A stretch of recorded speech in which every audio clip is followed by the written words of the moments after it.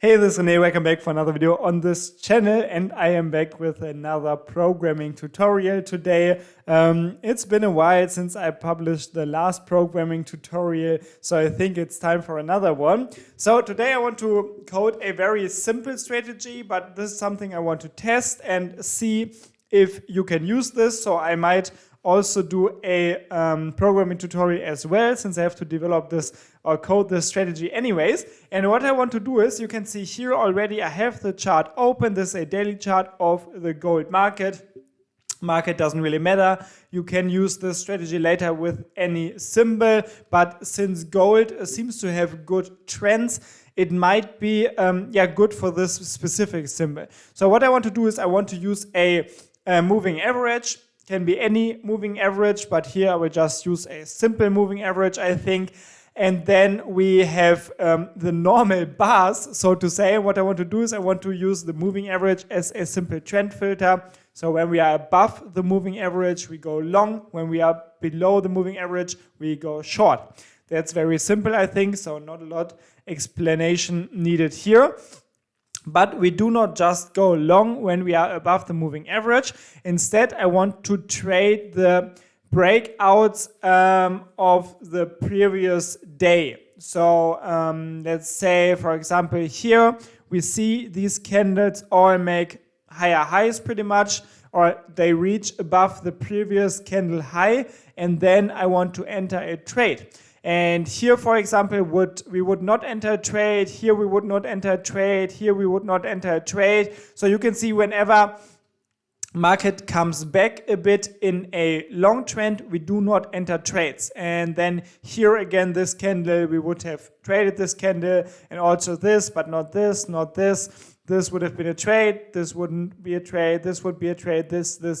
So I think you get the idea. So this is a very simple program, so I will just write the code for this quickly. It will take like maybe 20 minutes. I will not explain every single basic here because, if you're interested in more basic tutorials, check out the latest videos on this channel or check out the links in the video description. You will find a complete course on MetaTrader 5 programming. It's the only course you will ever need, and you will learn everything even if you never touched code before. So it's absolutely suitable for absolute bloody beginners. So everyone has to start at some point, and this is, in my opinion, the best way and the quickest way to learn MQL5. But for everyone who knows the basics already, let's code this this strategy together now. So just follow along. First of all, we create another expert advisor, and now the most important task for every expert advisor and the most difficult one is choosing the name. So how do we name this? We name this moving average above preview or day breakout. Yeah, maybe something like this. Pretty simple, pretty straightforward, I think. So let's create this expert advisor. Then personally, I like to delete these lines, the comments and the properties for programs that I just create for testing purposes. So the program is not so, or it doesn't have so many lines. Then I like to rearrange my brackets like this. And then if I want to create a program like this, I usually start by creating the indicator and calculate the indicator first. So we will of course need the indicator handle, which will store the description pretty much of this specific indicator that we want to use. And then what I like to do is make create some input variables, so the user is able to later change these variables if he wants to trade a different time frame, for example, or a different moving average. So this is why I will create these variables as input variables. You can see this because I wrote the input in front of the global variables here, which makes them input variables. So let's go with 100 MA periods. Then we can use the MA method enumeration to make the method a input variable. And then we can also have the applied price, but actually I never really changed this. I just always use the price close, but yeah, maybe someone wants to change this. So since we have these input variables now, we can use them to create the moving average handle. We will just use this for the current chart symbol. We will use the time frame variable from this inputs list here. We will use the MA periods, of course. Shift value, I usually just use 0, but you can, of course, also create a input variable for this if you want to use a shift value greater, or I think also smaller is allowed, than 0. So this will give us the handle, and now we can calculate the moving average values. So for this, we will need a double array, of course, to store these values in this array, and then I will use the copy buffer function, provide the handle as the first parameter, of course, so the copy buffer function knows from which indicator I want to receive the values. The buffer number is the main line, because as we know, the moving average only has one line, so it's usually the main line. Then we have the starting position. I will go with 1, a count of 1, and we store the value in the moving average array. So this is pretty easy so far. We've done this in multiple tutorials already on this channel. If you have any questions right now, you can watch one of the more basic tutorials. Or again, if you want to have everything in order, check out the link in the video description. And then we can just get the bid price, symbol info double for the current chart symbol. And here we get the bid price.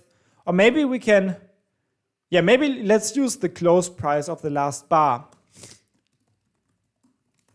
So for the time frame and for the last bar, we get the close price, because then we can easily check if the close price was above the moving average, and if not, we can check if it was below the moving average. I mean, there are only these two cases, I would say, but sometimes, or usually I still write the second condition just to give me a better overview, and it doesn't really slow down the process or the expert advisor. So if we are in a buy trend here, or if the price is currently above the moving average, then we constantly kind of want to check if the bid price is now, okay, now we still need the bid price. So you can use the bid price now, or also the close price of the current bar should be the same. And then we can check if close, let's name this close 0, because the shift value here is 0 in the end. I can make this a little bit bigger. So then we check, like here we check for the moving average direction. Then we check if the close of the current bar is above. We will need the high of the previous bar, right?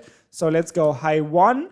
And you can see you can get all of these prices. It's very easy by using the I close, I high, I low, I open, whatever function. And then you just provide the symbol you want to get the price for, the time frame as the second parameter, and the third one is the shift value. So if you want to have the high for the current bar, for example, the shift value would be 0. For the last bar, it would be 1. In this case, we want it for the last bar. So the shift value is 1, of course. So we check if the current price now for the current bar is above the high of the previous bar, and in this case we want to execute a buy order. And here, of course, we also need the low price of the last bar, because we could also search for sell signals here if we are in a sell trend. So here we want to execute sell position or order. So yeah, that's pretty much it, right? So, messed something up. Undeclared identifier. Oh, it's close 0. Oh no, it's close 1, sorry. For the moving average direction check. Okay, so far so good. So now we have to open the order, and the easiest way, you know this already, is to use the trade/trade.mqh, this file here, to get access to the ctrade class. So let's create this object here. And then also I want to create a input variable for the lot size. Input double lots. Let's make this like 0.1 by default. The user will be able to change this, of course. And now we can use this trade object variable to say here we want to open a buy position with the volume or the lot size from the inputs. And the rest of these parameters are not really necessary for us so far. And here, of course, we want to sell if there's a sell signal. Okay, that's fine. So now if we compile it and test it like this, this would create a position with every single tick once the conditions are true. And this is, of course, not really what we want. So we have to make sure that once this is triggered, once we have a position, we do not want to open another position in this same tick. So what we can do is we can, we could do what I often do, have this block here where we check if we have a new bar. But in this case, or in this tutorial, let me do something else this time, because at some point we have to close these positions. So let's say we want to loop through the positions total -1, and then we say I greater equals 0, I minus minus, like this. And then we can say C position info position, and then we'd say if position select by index, and then we select index I. So if we find a position, and just to make this a little bit safer, of course, you should always use a magic number for your programs. So just use a unique magic number, and then you should set the expert magic number for your trade object variable before you open positions. So every position will have this magic number. And then if you loop positions here, you can check for, I usually just check for the position symbol, check if it's equal to the chart symbol, and then next thing is I check for the magic number and check if it's equal to the magic number of the position. And this usually makes sure that if every EA in your account has a different magic number, you do not, or your expert advisor does not mess with the trades of other EAs or manual trades. So this is important to make sure you do not mess up like your whole account if you activate an expert advisor. And then if you found a position, we then want to check if let's check if time current is greater than, and then we want to create some more inputs here. Let's say input int close time or time close hour, could be like 22 o'clock, I don't know, 23. I don't know when trading ends for gold, but I think you can trade the whole day, so we can close like at the very last price. Maybe you can check if your broker increases the spread during the night, then you maybe want to close at 22 o'clock, I don't know, before the spread gets bigger. But you can create two input variables like this, and then you can calculate the closing time using the MQL date time structure. And by using time current function and providing the date time structure variable here as a parameter, you can fill this date time structure variable or datetime structure with all the relevant values for the current time. So you can see all of these variables that are part of this structure will be filled for the current server time. So all we have to do now is, since this will be the current day, then we only have to change the hour and the minute, and then we have the closing time. So if we change the hour to time close hour and the minute to time close minute, we could also have the seconds, but usually I just set the seconds to 0. So this will make sure that if we now take this structure and transform it back to a datetime variable, like time close, we can now use struct to time,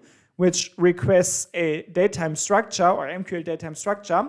And if we provide this, this will transform this MQL datetime structure back to a datetime variable, which is then just essentially a big long value, which we can use for comparisons. Then we can use this time close here and check if the current server time is now greater or equal to the closing time, because in this case, we just want to close the position. So we say position close, and then we say position ticket, and that's pretty much it. And then, you could have a print statement here saying something like position number, position ticket was closed at closing time, something like this. And yeah, you could of course also like add some print statements here, just so you know what's going on. And you can say by order sent, maybe, so you know which expert advisor sent the order. But you can also realize which expert advisor this order belongs to if you use the magic number, because it will be stored in the background for this specific order and then also for the position. So if we do it like this, then what we can do here is, we can like loop through these trades, and then we can say if we already have an open position, and this is what we can store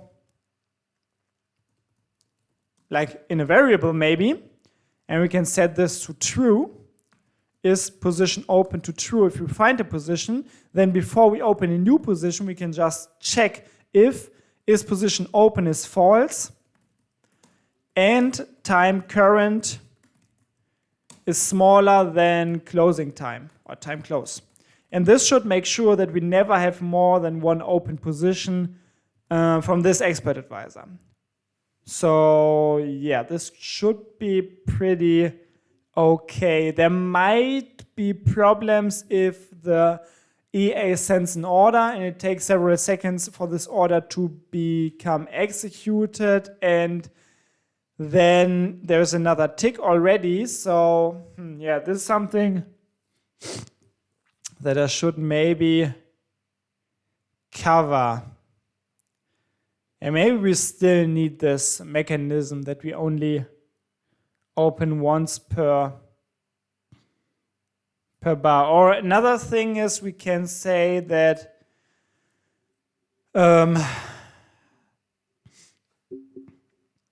yeah, we could also say we make the is position open here a global variable, so it is not resetted with every tick, and then we set it to true if we have an open position, and if we do not have an open position and time current is greater than time close.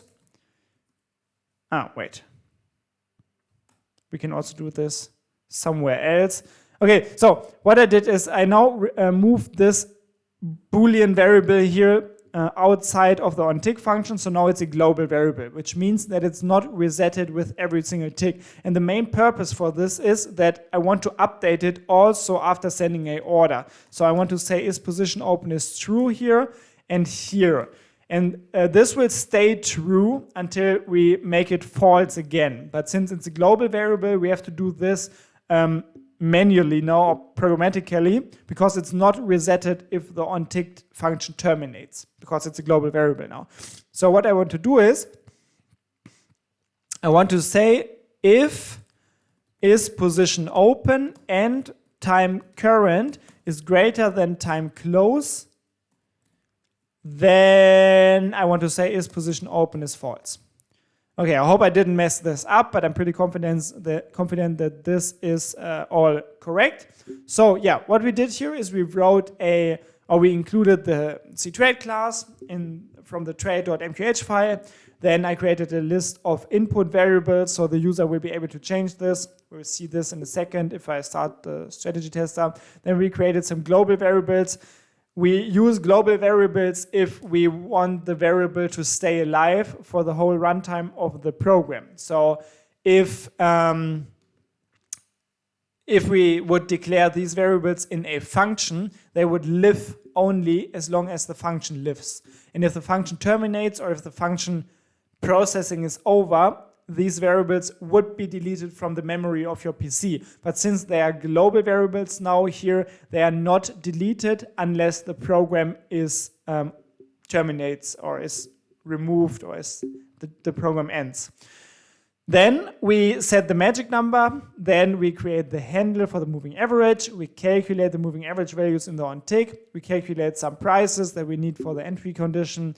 Then we calculate our closing time, store it in a datetime variable. Then we loop through all the positions in this account. If we find a position that has the same symbol and magic number as the chart symbol and the magic number from the inputs, we then know that we have an open position Also, we want to check if the time is greater than the closing time, and if this is true, we just want to close all open positions pretty much.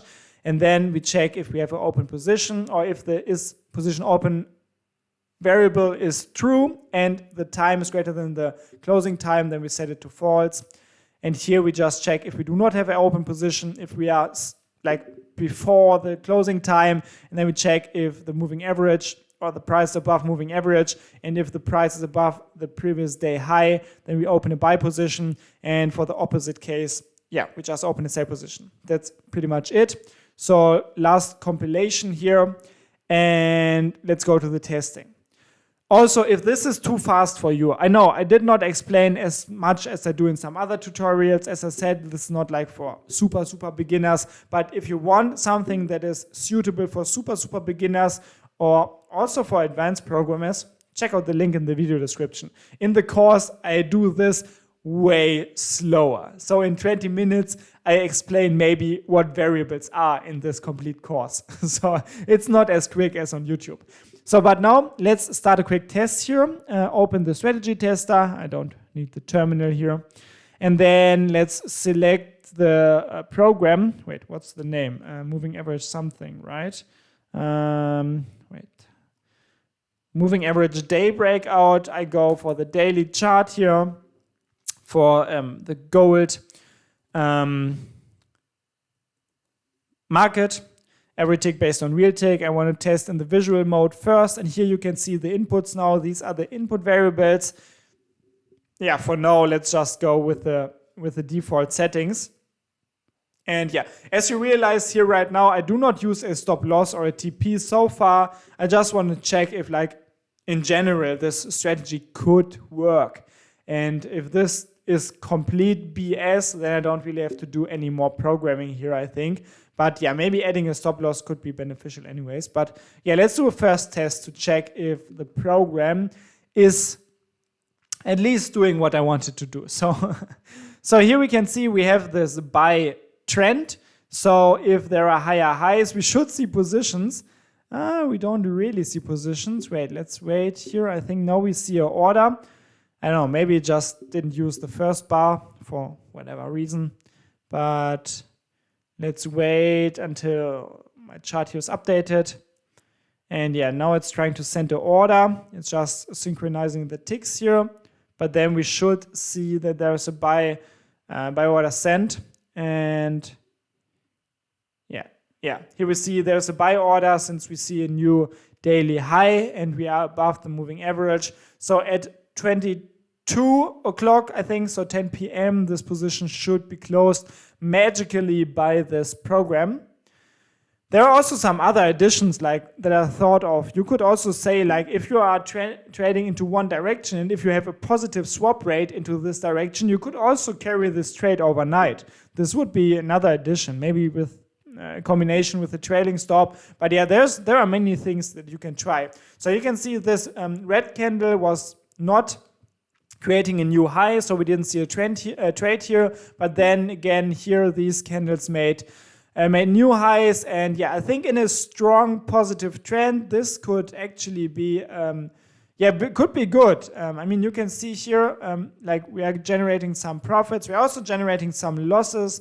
Okay, now we are negative, but I think we would have to test this for a longer period, of course, to see if this could actually work. And maybe we would also need the trailing stop, maybe also a TP. So there are some adjustments that might be necessary here. I don't know why we did not see the trade here. This is it's not really correct. This is not correct at all. So let me check this. So close is above moving average. Close 0 is above high 1. So we should definitely see this trade. So it's probably because the is position open is not resetted correctly. Time current is greater than time close. Wait, how long can we trade the gold here? I think we can definitely trade it, yeah, in the evening also. So maybe let's Let's search for the bug here. We could say something like, we want to print something. If we reset this, is position open, reset it, I don't know, something like this. And now if I test this in the, let's say, M15 chart, we should see some more things here. Oops, why it didn't make this trade. So let me search for this error real quick here. So yeah, the test is loaded, and this time we do not see the, wait, this is not the daily chart. This is the daily chart. Okay, so let's fast forward until we see the trade that was left out. So I want to check why it was left out. So yeah, now I think it will come here in the next few bars. Yeah, there it is. So let's check this out. Okay. So we tried to, got it. We tried to send the order very early in the morning, but the market was still closed. And then we still kind of updated our position sending thing here, like the variable. So what we can do is we can check if the order was sent successfully. Yeah, I think this would be the easiest fix. So we can check if this trade object was able to send the order, because it will return true or false. And only if the order was sent successfully, we want to update this variable. And this should fix most of the common issues that could appear. Maybe there are still some exceptions, but like for this testing purposes, it's totally fine, and 99% of all problems can be solved like this, I think. So let's, I will fast forward to this time again to check if we now see this position. Whoopsala, I was a little bit too quick here, but yeah, as you can see here now, I think it was this bar or this trade, and now we made this trade. So yeah, it seems to work just fine. Also, account is in profit again, which is great. But yeah, this is of course just a very small snippet of the whole history. So maybe let's do one last quick test here. And then I think I will end this tutorial because I have an appointment in some minutes. But yeah, let me know if you want to like, if you want to have some more code that you would like to add here to this program. I have some more ideas. Like maybe you could also add code that can then trade retracements instead of breakouts. So we have a little bit a better entry, I would say. Of course, you can also add TP, SL. And yeah, maybe I will make another video for this strategy. But first I want to see now if this strategy could be any good. So I will just test this like with my default settings, no optimization done here. To check out if this could be profitable. I'm just checking here for the last, let's say, 3 years. Just to see if we have like the worst negative trend ever, or if we do have some profitable periods.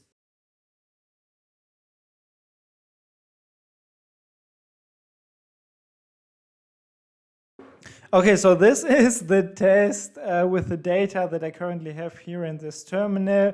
It's yeah, not the full 3 years. Oh wait, like 20, 21, 22, 23. Oh, it's over. It's nearly 4 years. And the performance is not super good, but it's also not super bad. So it looks like it's not completely eaten by spread and commission. So it might be necessary to look deeper into this strategy. So yeah, if you just copied the code, you can do your own tests and maybe switch the MA periods and everything a little bit around, maybe also the closing time. And then, yeah, maybe it's still worth looking or having a closer or a second look. So if you're interested in another tutorial with, for example, trading stop, TP, or a limit order maybe, or just a retracement mechanism for the entries, let me know in the comments. But for this coding tutorial, I will say goodbye and yeah, have a great time, good trades. See you next time. Bye-bye.